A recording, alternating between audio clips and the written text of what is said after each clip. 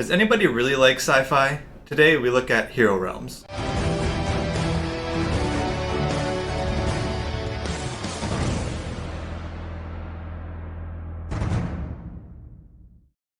Welcome to episode 7 of Dude, Where's My Cards podcast, where we primarily evaluate strategy card games from both a designer's and a regular gamer's perspective. As always, my name is Brendan, and I'm joined by my co-host Jordan. In today's episode, we'll be talking about Hero Realms, a deck-building game by White Wizard Games. Yeah. Video, guys. Hopefully you guys like the new setup. And audio, hopefully we fixed those issues from the previous weeks. Yeah, we had some visual quality, we had some audio quality issues, so we just decided to simplify things, and I think this setup will do us well. Like the TV that Brendan has. Very awesome. Alright, so today we're talking Hero Realms, guys. This is a Realms game from made in 2016 by White Wizards. Little background, little info on the game. So, Hero Realms is a fantasy-themed deck-building game that is an adaptation of the award-winning Star Realms games. Because nobody actually likes sci-fi. Fantasy is much better. Oops. Did I say that? The game includes basic rules for 2 players, along with rules for multiplayer formats such as Free-for-All, Hunter, and Hydra, which is like a two-headed giant 2v2, which is pretty cool right off the hop. Each player starts the game with a 10-card personal deck containing gold, which is used for buying, and weapons, which is used for combat.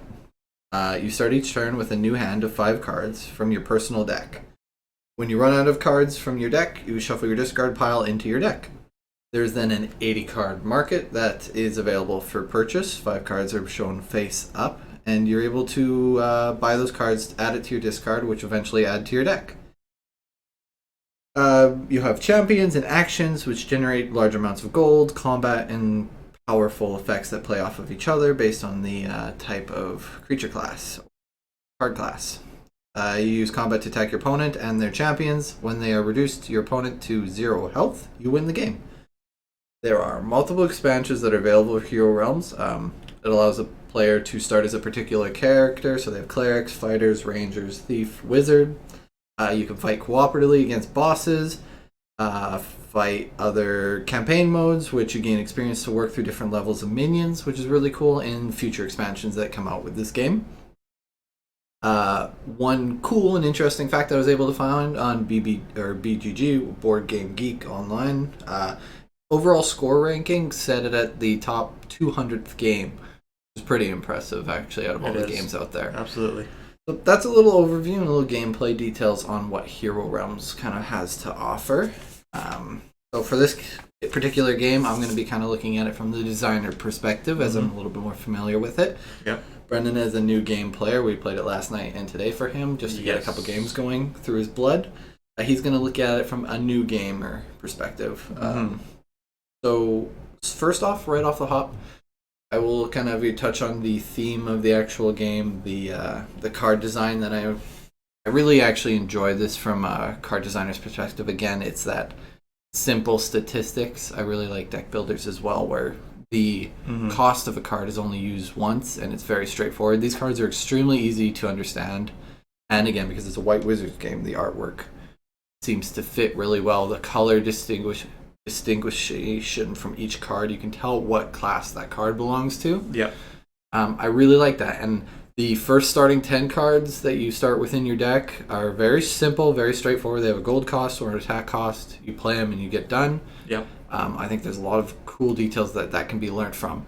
On top of that, the HP system, which is nothing new, you start at 50 health. But I really like the way that this game did the health system, as in no dice. There's nothing you need for this game except for what's in the box. It's actually just 2 cards where you overlay each other to represent your HP, and you move that card as you lose HP. I actually, from a design perspective, thought that was really cool because I've never seen it done that way. I've always just experienced a dice countdown or some sort of dial, and I actually thought for a cheap alternative it was super streamlined. You could also talk about the value of just how much damage the game has. Yeah. Because a lot of games now do shy away from larger numbers just for the simplicity of things.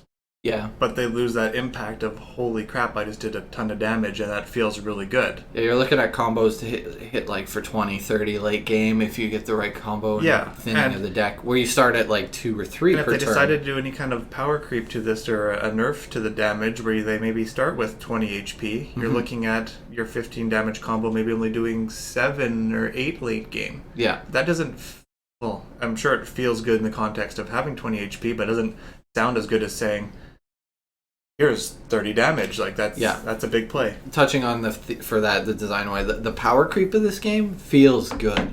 As you're buying more cards, and not necessarily always more expensive cards, it's just maybe more cards that are suiting whatever theme you're going for, your deck feels better.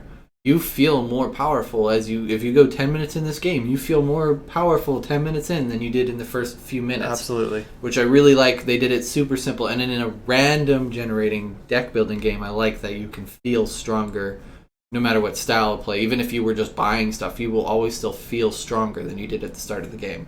Which is good design. Like, I mean, you can't go wrong when the cards you're starting with are so fundamentally useful that they're only good at building decks. Yeah. Like, they're not going to do anything later for you in the game, which is why there are cards that allow you to thin out your deck and get rid of those cards. Yeah. But design-wise, too, starting with an identical deck as your opponent is very cool for me because, again, you're looking at the same playing field starting this game, and that's a huge feel-good factor for me as a designer and as a gamer. I like it both ways, but it's very hard, I find, to start at the same playing field and end at the same playing field, I find. And I feel that they did a really good job. I don't know if you're going to end at the same playing field. But I'm not gonna feel completely outclassed. Like, I feel like maybe I had slightly better. Like, you had at worst, you're better. going to get luck against you, where a good card's going to pop up and you can't afford it, and your opponent just happens to be able to afford it. That's the only because there's still the mismanagement of random element to the game. But I do feel like even if that happens, I don't necessarily feel like I lost the game because I lost to that card. Yeah, because it's random. So that's kind of the design side of the things. Complexity I touched as well, looking at how simple the cards are. Once they're in your deck, all you're doing are playing these cards. You really only have to think about counting for maybe damage and combo triggers, but they did a really good job at making it simple enough, but also, feel like I'm still having to do thought, but I'm putting it in the right places. I'm not sitting here 15 minutes in a turn trying to decide what to do. I usually know what I'm going to do, again, because I have my hand when I start, and it won't change at the start of my turn unless I do other combos. And we've done that from a designer's perspective in our games too, where we force hand draw at the end to try and remove as much analysis paralysis as possible.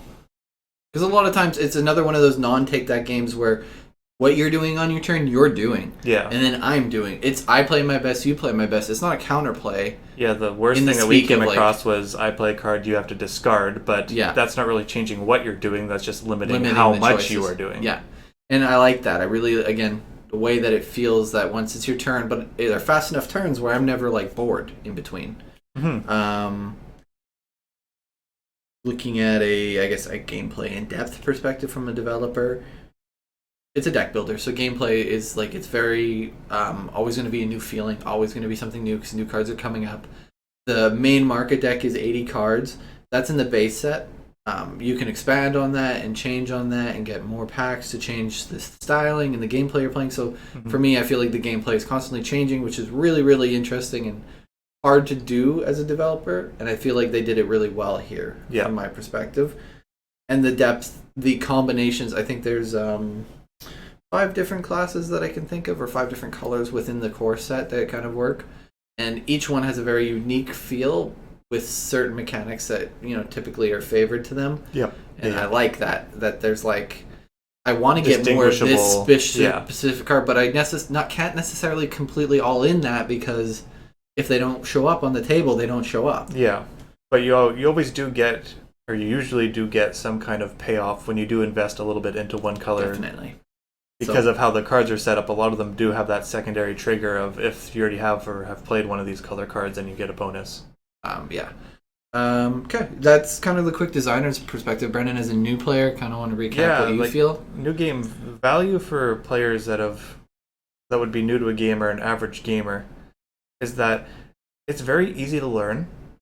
It doesn't require any game knowledge. If you've listened to our Eternal Chronicles of the Throne, I'm kind of echoing the same points here because they're very similar games. Yeah, they have there's some varying similarities between deck builders. But it's very easy to learn. The combat or the damage system in this game is much simpler.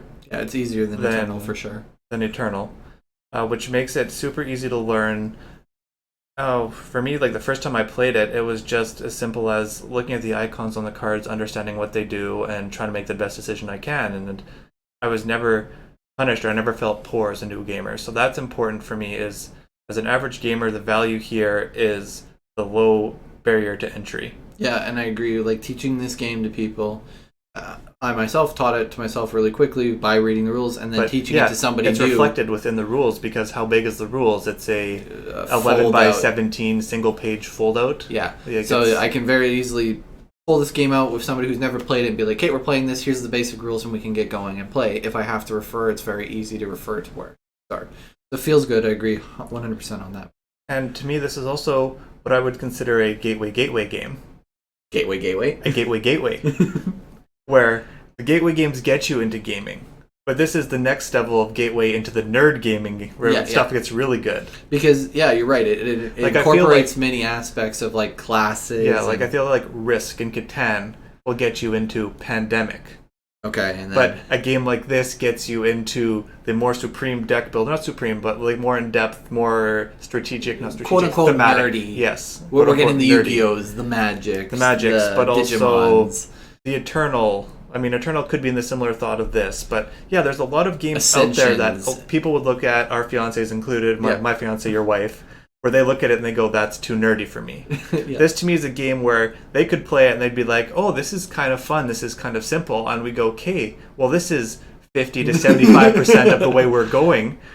But you just think it's more, or think it's nerdier or more complex because of the theme almost. Yeah, it's like a simplified version, but it's not. It's not too simple. Yeah, and I like that. I agree.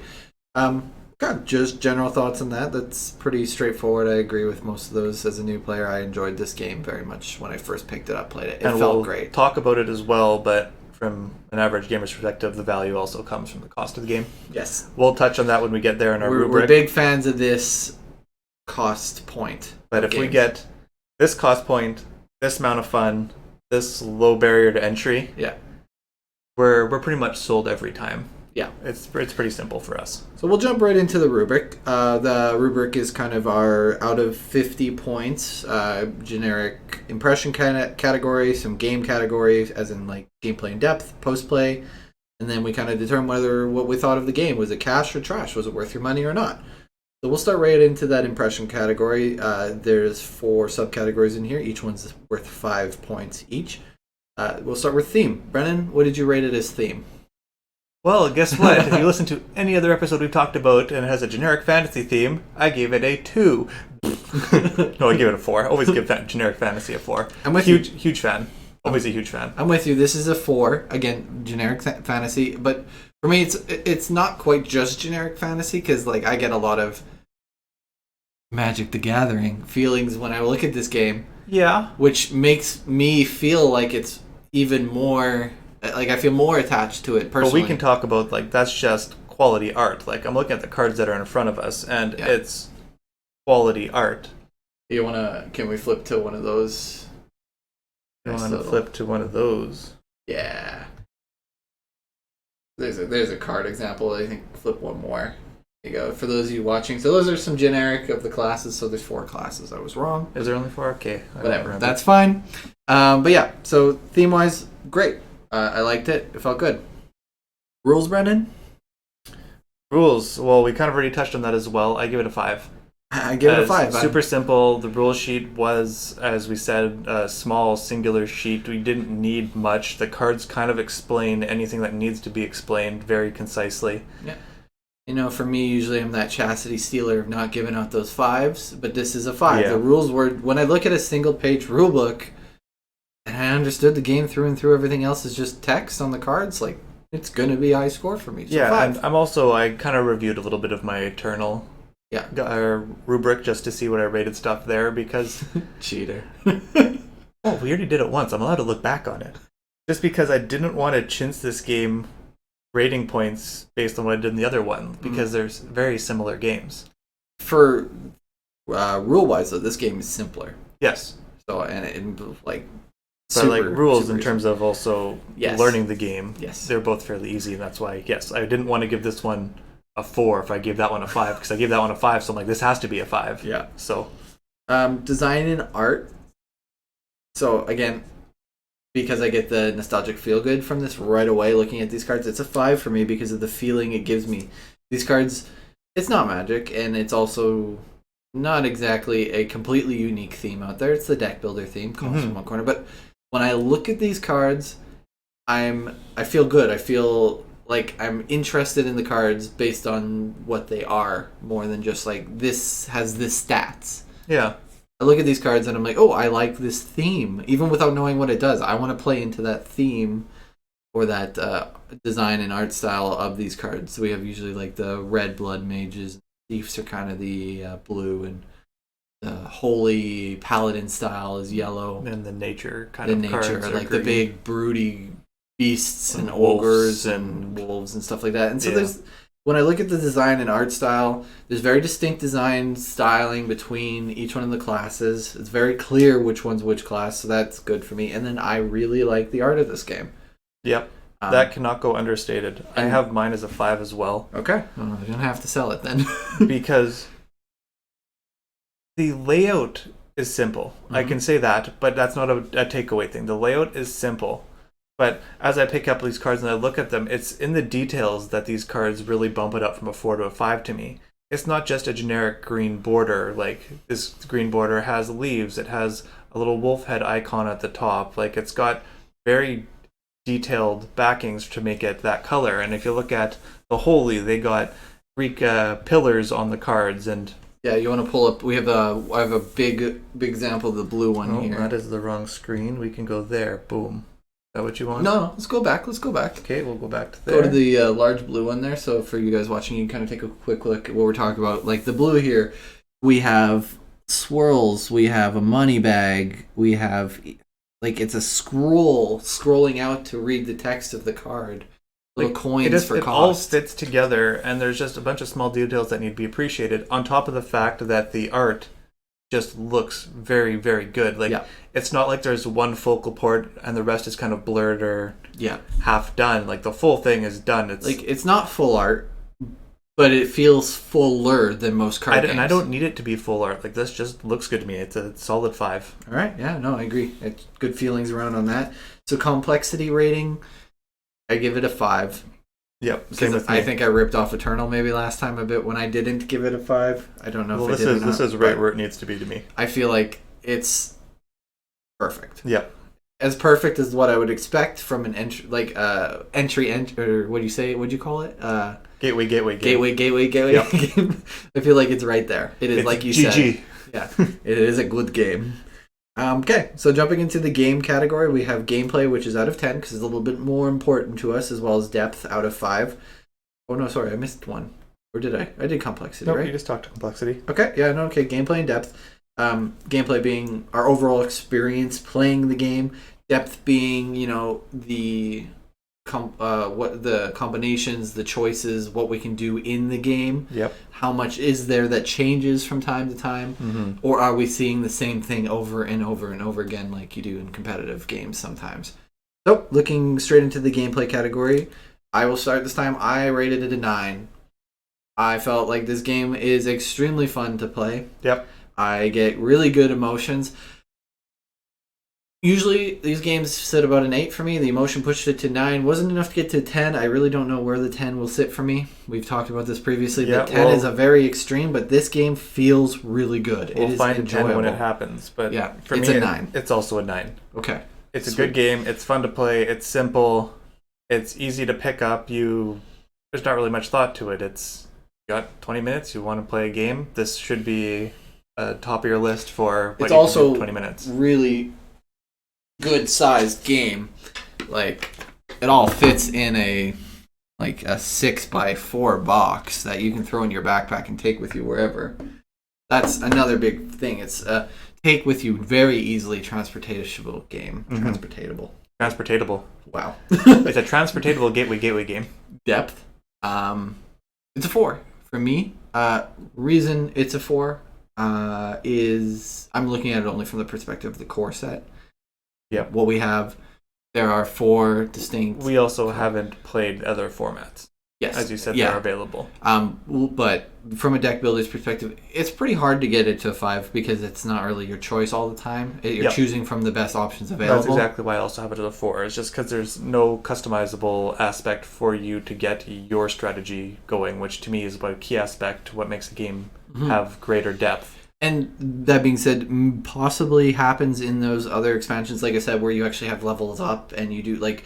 That might be a whole other review we have to do one time down the road. Is that because that sounds like almost a different game to me with some similar mechanics. So look at that. But from the core perspective, the Hero Realms base set, it's a 4. Just because lack of customization, some RNG, 4 classes, each with a pretty unique idea to what they do. So you kind of get the gist of what you're doing. It's just what's available at that time for you.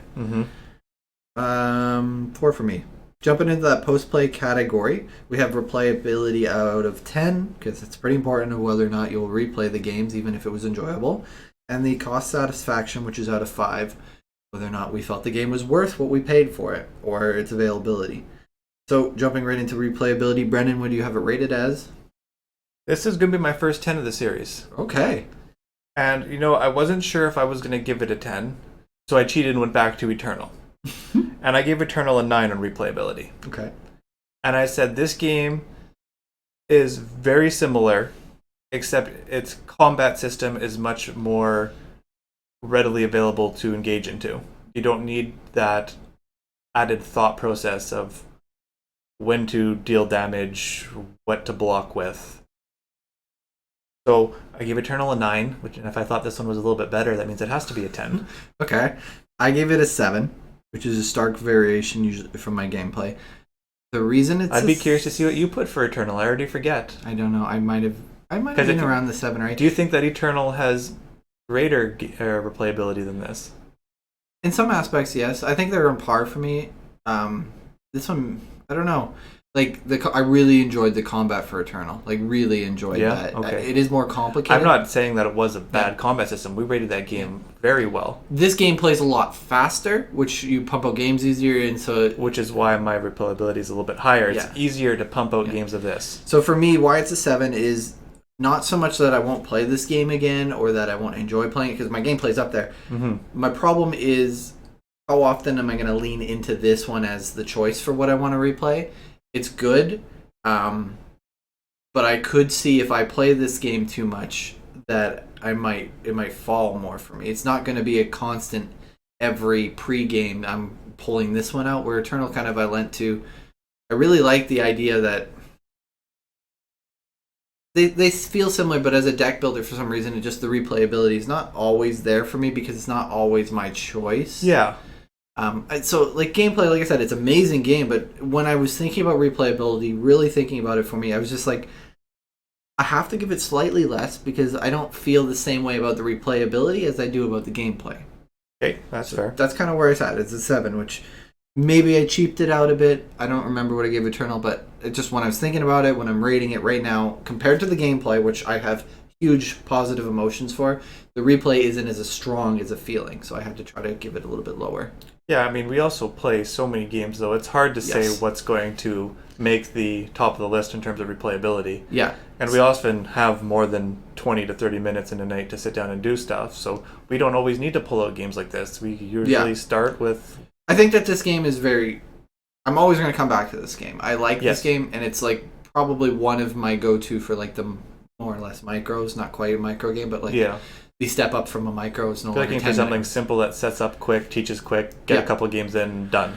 Exactly. And I've enjoyed it. Like the gameplay feels good. I just don't know if I'm going to come back to this game, but I'm not always going to come back to this game. It's kind of where I want to sit at a 7. Yep. Cost satisfaction out of 5 here. This should if you be haven't been speaking paying on both attention, it's a 5. Yes, it is. This game is $20 to $24 on Amazon. American or Canadian? Canadian. Oh, that's even better. When you hit that $20 to $30 game range for us, that is good gameplay and top 200 on BGG. It's really hard to ignore and really hard to feel bad about this purchase when it felt this good. Yeah, like we could play this game couple more times tonight if we wanted to. Yeah. We could play it a couple more times over the next couple of years, and we'll still have the same feelings of, Yeah. all right, that was fun, well worth the money. Let's move on to what's next. There's $80 games that I rarely get to play because of the amount of setup that it takes and the amount of people that I need to have together. That these are like some of my favorite games of all times, but because you need 6 people committed to it, it's really hard to play. So the cost feels bad, but the cost can't feel bad because it doesn't take anything for me to get somebody to play this game. Mm-hmm. So 5. Overall final score, Brendan, I have a 44 out of 50 on this guy. And I have 3 points more than you from replayability, so I have a 47. Awesome. That's a pretty decent score, I think, overall. So yep. If you haven't gotten the idea, cash or trash, Brendan, this is cash for me. Well, this has to be cash. I'd hate to get to a point where I rate something over a 40 and I call it trash. If we ever find something like that, that'd be incredible. I mean, maybe it's like a $400 game that felt really good. Yeah, okay. I mean, cost satisfaction there, maybe a 1 if it's a $400 game. I mean, look at all those miniature games coming out, and people are posting pictures of their kids online with boxes stacked next to them, and the boxes are taller than their kid, and I'm going, oh my god. But cash, trash, cash, like we said. Final thoughts on Hero Realms by White Wizards? If you don't have it, if you've never played it, it's worth your money. Go get it. Go pick it up. Yeah, go to your local game store. Go to Amazon. Find it. Pick up a copy. Support this game. Have it to your collection. It will take up no room, and you won't regret it. I completely agree. Thank you for tuning in to the DWMC podcast, a Paragon Professional Services production. We hope you enjoyed the show. If you have any comments or concerns about what you have heard, send us an email, contact@paragonstudiosmb.com. If you haven't already done so, please consider subscribing to the show on iTunes, Spotify, or wherever you consume your podcasts, and leave a comment with a 5-star review if you feel so inclined.